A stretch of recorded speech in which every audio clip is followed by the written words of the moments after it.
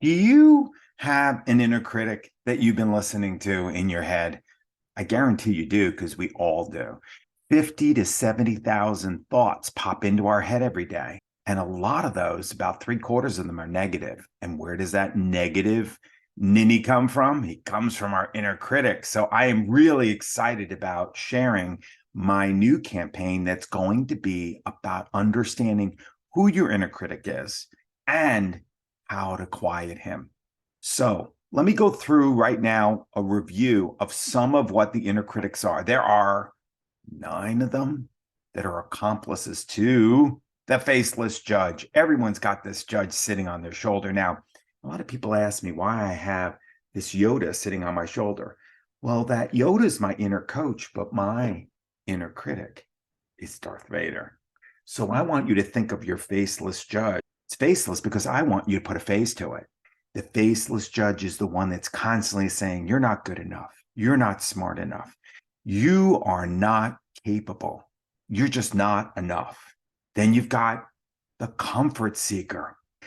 Comfort seeker wants to avoid any conflict, make everything easy. A lot of times, the comfort seeker is procrastinating. You have the perfectionist maestro orchestrating the perfect situations, perfect scenarios, because you know what? Nothing's good enough unless it's perfect. You also have the overdrive samurai. Overdrive samurai has to make everything work in overdrive. You're never ever finished, because once you hit that success, you're on to the next, and you're on to the next. They're never satisfied with winning. They have to keep on winning and do better and better. They're always in overdrive.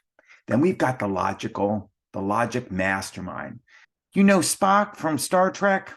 If anyone's ever called you Spock, that's your inner critic. What I would call the accomplice. There's also the watchful guardian. The watchful guardian is somebody who is constantly worried about what's around the corner.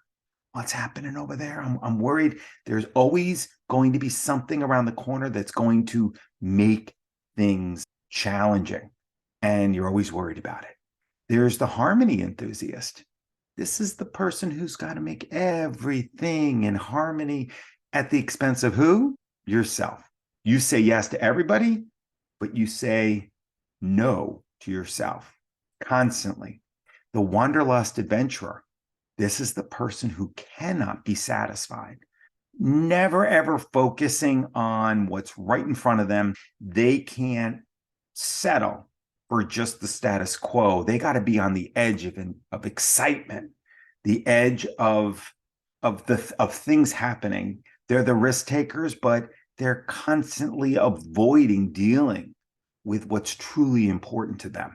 And they get their thrills by challenging themselves outside what really needs to happen.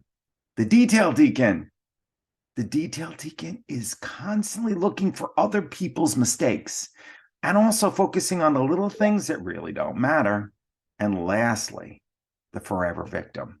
You ever hear the drama triangle? The forever victim is stuck in that drama triangle because that's how they identify that the only way they're going to get attention is to say, I'm a victim. Wow, that's an overview of them.